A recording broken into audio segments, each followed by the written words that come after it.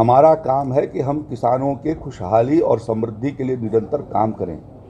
हमारे देश के प्रधानमंत्री आदरणीय मोदी जी ने सरकार बनने के 2 साल बाद ही 2017 के पहले एक लक्ष्य रखा कि हम किसान की आमदनी को दोगुना किए जाने के लिए एक ठोस कार्यक्रम चलाएंगे और उन ठोस कार्यक्रमों के अंतर्गत हम लोगों ने MSP को 1.5 गुना करा।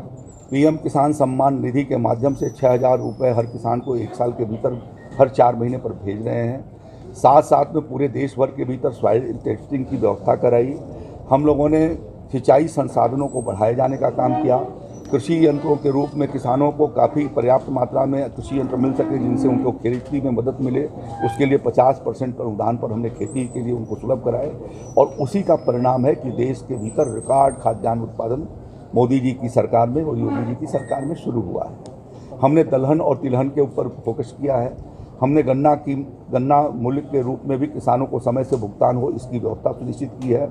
और उसके परिणाम स्वरूप जो कोविड-19 के भीतर एग्रीकल्चर जो सेक्टर सबसे मजबूत रहा, वो सेक्टर मजबूत रहा है कृषि सेक्टर। और कृषि सेक्टर के भीतर जो काम पिछले 6-7 सालों में मोदी जी की सरकार ने किया, उसका ये परिणाम रहा है कि हम देश की अर्थव्यवस्था को संभाले रखने में कृषि क्षेत्र जो है वो कामयाबी हासिल किया है। और इसलिए आगे भी हमारा ये फोकस होगा कि किसानों को हम कैसे बेहतर कीमत दिला सकें। हम MSP लगातार समीक्षा करते हैं, समय से उसको बढ़ाते हैं। फसल लगाए जाने के पहले हम उनको ये जानकारी देते हैं कि हम अगले फसल का क्या कीमत रखेंगे। अब ये ऑप्शन किसान के पास है कि वो कौन सी फसल लगाता है। तो इतना एक उसके भीतर जो रिफॉर्म किया है कृषि क्षेत्र के भीतर मोदी जी और योगी जी की सरकार ने, तो उससे किसानों के हालात में काफ़ी सुधार हुए हैं। और आगे यह प्रक्रिया है जो आगे चलती रहेगी कि पूरे कहीं पर है नहीं, देश भर में कुछ जगहों पर कुछ लोगों चला रहे हैं और मैं समझता हूं कि वो भ्रमित हैं और उनको अपने भ्रम का निवारण करना चाहिए। मेरा उनसे अनुरोध होगा।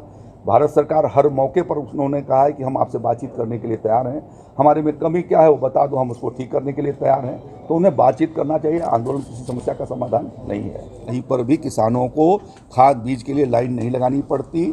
हम लगातार व्यवस्था सुनिश्चित कर रहे हैं जिसके माध्यम से उनको खाद बीज और पानी समय से सुलभ हो। और इसी वजह से राज्य का खाद्यान्न उत्पादन रिकॉर्ड बढ़ा है। 624 लाख मीट्रिक टन हम लोगों ने राज्य के भीतर रिकॉर्ड खरीदारी किया है। योगी आदित्यनाथ जी की 4 सालों के भीतर लगातार हम लोगों ने हर साल समाजवादी पार्टी और बहुजन समाज पार्टी के 10 साल से ज़्यादा जो 10 साल में जो खरीदारी करते थे उससे ज़्यादा खरीदारी हम लोगों ने इन 4 साल के भीतर कर ली है। खेला नहीं चल पाएगा।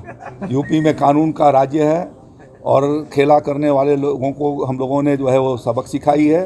जो लोग यहाँ अपहरण, फिरौती, डकैती, लूटपाट, दंगे फसाद के भीतर खुराफात करते थे, आज वो तो या तो जेल के भीतर हैं या जेल के राज्य के बाहर हैं। तो हम इस उत्तर प्रदेश में इस तरीके की खेला करने वालों को कोई इजाज़त नहीं देंगे। पदों के भीतर हम लोग ICU वार्ड बना रहे हैं, PICU वार्ड बना रहे हैं, NICU वार्ड बना रहे हैं जिसमें हम बच्चों की भी ठीक से हिफाजत कर सकें।